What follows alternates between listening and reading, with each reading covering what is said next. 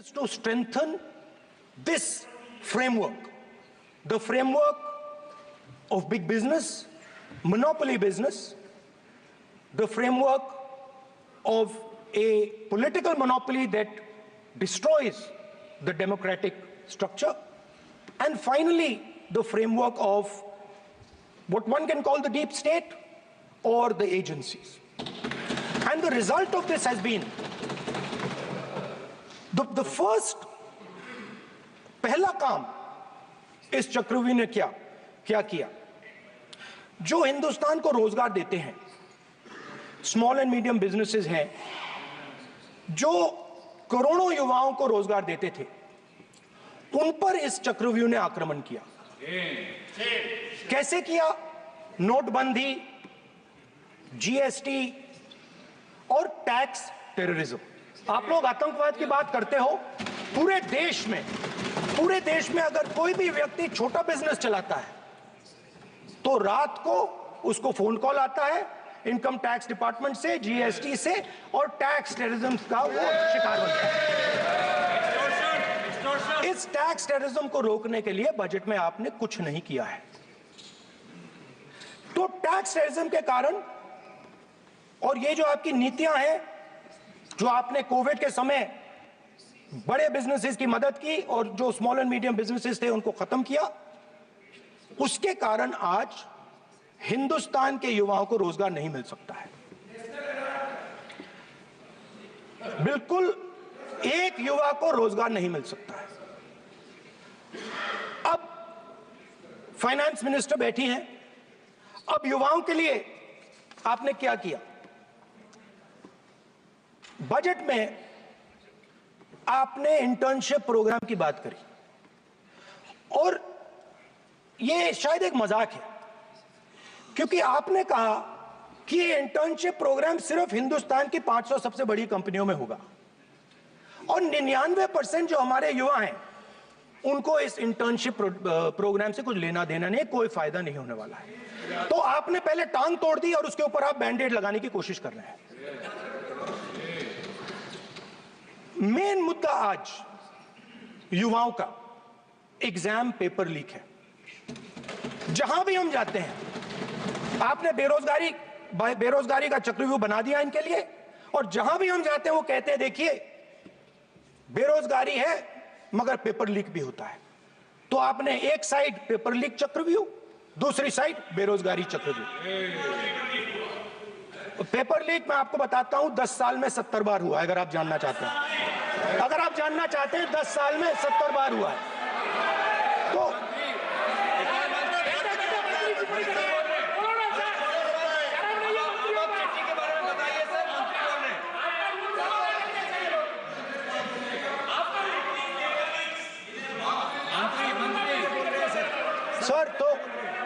Sir तो paper leak के बारे में फाइनेंस मिनिस्टर ने बजट में एक शब्द नहीं कहा है।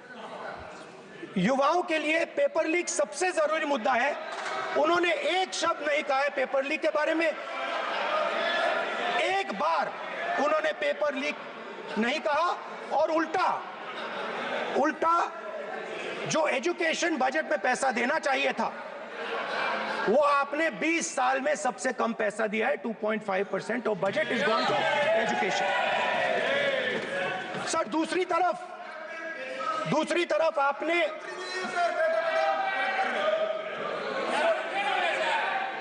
आपकी नहीं मानते सर, ये रनिंग कमेंट्री कर रहे हैं सर। दूसरी तरफ पहली बार सेना के जवानों को आपने अग्निवीर के चक्रव्यूह में फंसाया। सही बात। इस बजट में अग्निवीरों के पेंशन के लिए 1 रुपया नहीं है। आप अपने आप को देशभक्त कहते हो, मगर जब अग्निवीरों की मदद करने की बात आती है, जवानों को पैसा देने की बात आती है, तो बजट में आपको 1 रुपया नहीं दिखाई देता। उनकी पेंशन के लिए 1 रुपया आपने नहीं दिया। तो उनको आपने अग्निवीर के चक्रव्यूह में फंसाया। उसके बाद सर जो अन्नदाता हैं, वो चक्रव्यूह से निकलने के लिए, आपके चक्रव्यूह से निकलने के लिए जो आपने बनाया 3 काले कानून, जमीन अधिग्रहण बिल को आपने कमजोर किया, उनको आप सही दाम नहीं देते हो। इस चक्रव्यूह से निकलने के लिए उन्होंने आपसे सिर्फ एक चीज मांगी है, 2 चीजें नहीं मांगी है, सिर्फ एक चीज मांगी है। उन्होंने कहा है कि हमें लीगल गारंटीड एमएसपी दे दो। आपने उनको बॉर्डर पे बंद कर दिया, रोक दिया, आज तक रोड बंद है। आप उनसे बात करने को तैयार नहीं है। वो यहां आए, मुझसे मिलने आए, आप उनको अंदर नहीं आने दे रहे थे। माननीय सदस्य, आप सदन में असत्य नहीं कहे। आप वो सर, आप देखिए, 1 मिनट, हाँ चलिए,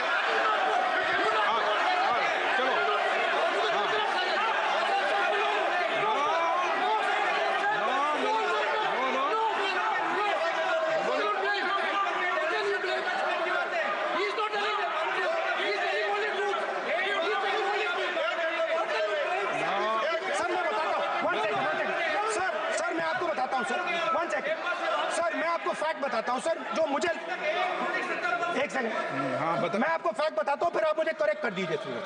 स्पीकर सर, फार्मर्स का डेलीगेशन, नहीं सर, मैं आपको फैक्ट बताता हूं। पर आपके माननीय सदस्यों को कहते हैं वो सदन पर आरोप नहीं लगा है। रिपोर्ट से बोलता हूं मैं, बिना रिपोर्ट के नहीं बोलता हूं। बोलिए, बोलिए, उनको बोलने दीजिए, उनको बोलने दीजिए, उनको बोलने दीजिए, आप बोलने दीजिए उनको, बोले, वो बोले, बताएं, वो बताएं, मैं बताऊंगा। Speaker sir, 1 second. Speaker sir, मैं आपको बताता हूं जो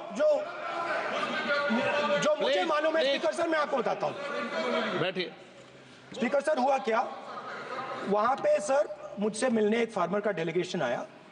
मुझे बताया गया कि फार्मर के डेलीगेशन को अंदर नहीं आने देंगे। मैं उनसे मिलने जब गया तब उनको अंदर आने के दिया गया था। सर ये फैक्ट है सर। अब पता नहीं कोई मिसकम्युनिकेशन हुआ, वो अलग बात है, बट फैक्ट ये है कि जब मैं मीडिया के साथ वहां गया तब दरवाजे पार्लियामेंट के, संसद के उनके लिए खुले, उससे पहले वो बंद थे। ठीक है, और ये आप उनसे भी पूछ लीजिए sir. Please please, no please please, 1 minute, 1 minute please. आपने विषय उठाया इसलिए मैं बोल रहा हूं।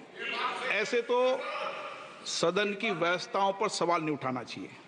किसको आने दें, 1 मिनट प्लीज बैठिए, किसको आने दें, किसको अलाउ नहीं करने दें, ये स्पीकर का जुडिक्शन होता है। नंबर 1,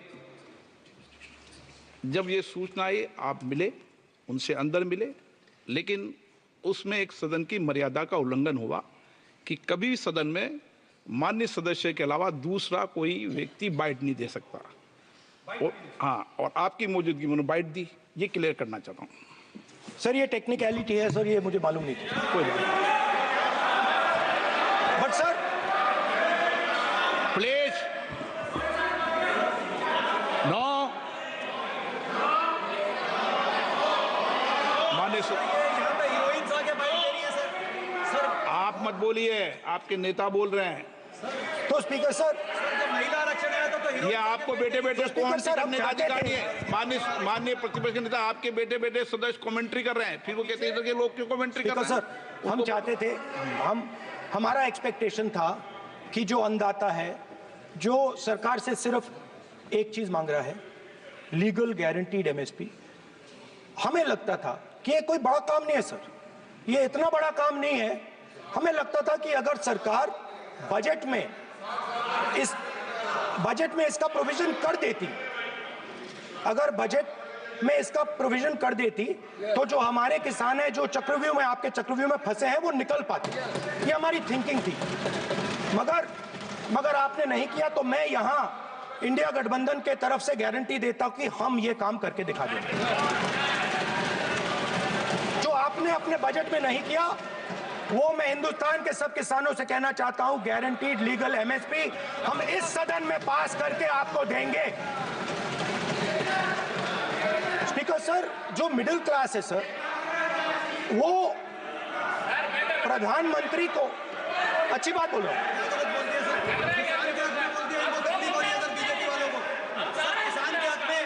अगर नेता विपक्ष बोल रहे हैं तो आप बैठे बैठे टिप्पणी आप मत करो, आप करोगे तो वो भी करेंगे। आप मत करो, मैं सब साइलेंट करो प्लीज। फिर टिप्पणी कर रहे हो आप, प्लीज माननीय सर मिडिल क्लास जो है वो शायद इस बजट से पहले प्रधानमंत्री को सपोर्ट करता था। जब प्रधानमंत्री ने कोविड के समय उनसे थाली बजवाई थी तो उन्होंने दबाकर थाली बजाई, धड़ धड़ धड़ धड़ धड़ थाली बजा बजाई। हमें अजीब लगा, मगर प्रधानमंत्री ने मिडिल क्लास को ऑर्डर दिया तो मिडिल क्लास ने थाली बजाई। उसके बाद प्रधानमंत्री ने उसी मिडिल क्लास से कहा मोबाइल फोन की लाइट जलाओ, और मोबाइल फोन की लाइट जली। मिडिल क्लास ने, पूरे हिंदुस्तान में मिडिल क्लास ने मोबाइल फोन की लाइट जला दी। अब इस बजट में आपने उसी मिडिल क्लास के एक छुरा पीठ में मारा, दूसरा छुरा छाती में,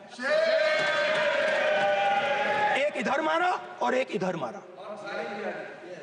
इंडेक्सेशन जो आपने कैंसिल की वो पीठ में छुरा था, और जो कैपिटल गेन्स टैक्स आपने बढ़ाया वो छाती में छुरा। आपने long term capital gains tax को 10% से 12.5% किया, यहां छाती मारी, यहां छुरी मारी, और शॉर्ट टर्म को 15 से 20% छुरी मारी। दुख की बात है, मगर इसमें एक इंडिया गठबंधन के लिए एक हिडन बेनिफिट है। मिडिल क्लास अब आपको छोड़ने जा रही है और इस साइड आ रही है। तो मेरा कहना है जहां भी आपको मौका मिलता है आप चक्रव्यूह बना देते हो, एक चांस मिलता है आप चक्रव्यूह बना देते हो। हम चक्रव्यूह तोड़ने का काम करते हैं। हमारे बजट में किसान का कर्जा माफ हुआ, चक्रव्यूह तोड़ा, मनरेगा हुआ, चक्रव्यूह तोड़ा। तो हम चक्रव्यूह तोड़ने का काम करते हैं, आप चक्रव्यूह बनाने का काम करते हो। आप चाहते हो कि हिंदुस्तान छोटे छोटे खांचों में रहे, और हिंदुस्तान के गरीब लोग सपना ना देख पाए। सिर्फ अदानी और अंबानी।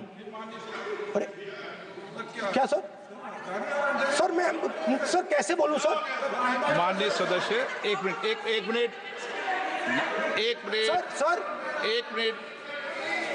माननीय सदस्यगण, आपके उपनेता मुझे लिखित में पत्र देके गए हैं कि कोई भी माननीय सदस्य जो इस सदन का सदस्य नहीं उसके बारे में टिप्पणी ना करें। लिखित में देखे गए, इसलिए आपको स्पीकर सर आप बैठ जाइए। स्पीकर सर, तो अगर सर मैं आपसे सवाल पूछना चाहता हूं। मेरे से सवाल मत नहीं पूछ सकते आप। Sorry sir. सर तो सर मैं फिर मैं सर 3 और 4 कह देता हूं उनको। 3 और 4 ठीक है सर? अब नाम नहीं ले सकता तो कुछ तो कहना पड़ेगा सर। 3 और 4 कह देता हूं, कोई और नंबर आपके देना। माननीय सदस्य को बता दे क्यों लिख के चिट्ठी गए मुझे। सर, हरियाणा के पूर्व मुख्यमंत्री पर जब इस प्रकार के आक्रमण करते हैं, हरियाणा के पूर्व मुख्यमंत्री के संदर्भ पर हमको अपनी चिट्ठी भेजी। एक पूर्व मुख्यमंत्री को आप 2 उद्योगपति से जोड़ना चाहते हैं, एक किसान नेता जो हरियाणा के, आज उन पर जब आपको अलाउ किया है क्या? उद्योगपति के साथ जोड़ना चाहते हैं, ये है सदन की मर्यादा। हरियाणा के आप ये चिट्ठी मुझे लिख के गए हैं, उसकी मर्यादा का ये आपको बोलने नहीं दे रहे, आपसे मेरी ये अपेक्षा है आपसे। आप सदन, एक मिनट प्लीज, आप सदन के नेता, सदन के आप प्रतिपक्ष के नेता हैं।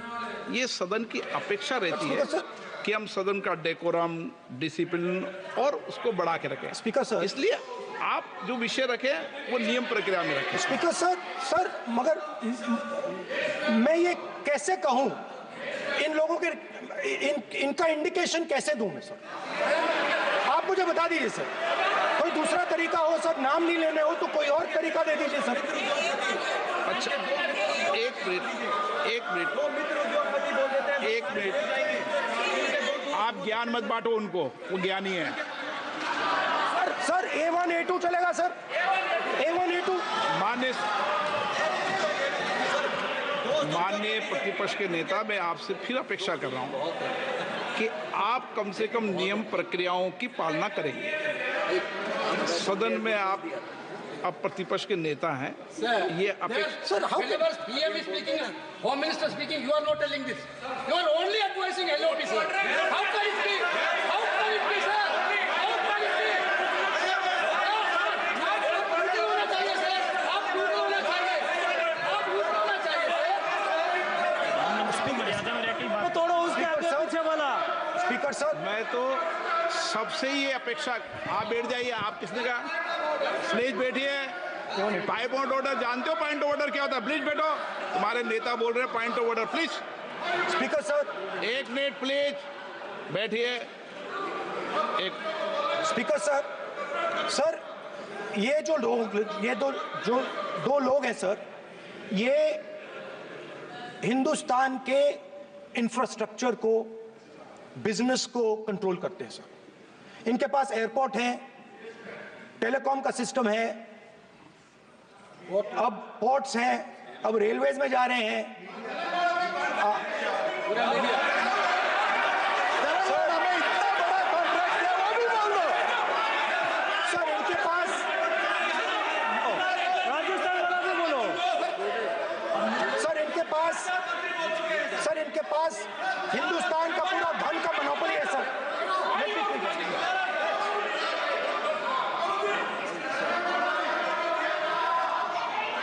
सर इनके पास हिंदुस्तान के धन की मोनोपोली है। तो सर मैं समझ नहीं पा रहा हूं, इनके बारे में मैं इंडिकेट कैसे करूं? इनके बारे में बोलना तो पड़ेगा सर। अगर आप हमें कहो कि इन दोनों के बारे में आप बोल ही नहीं सकते, तो वो तो हमारे लिए एक्सेप्टेबल ही नहीं है सर। हमें तो बोलना है। अब आप चाहते हो कि नाम ना ले तो कोई और सिस्टम दे दीजिए हमें। आपको संसदीय कार्य मंत्री जी, please please. No, I'm not giving. I'm not yielding.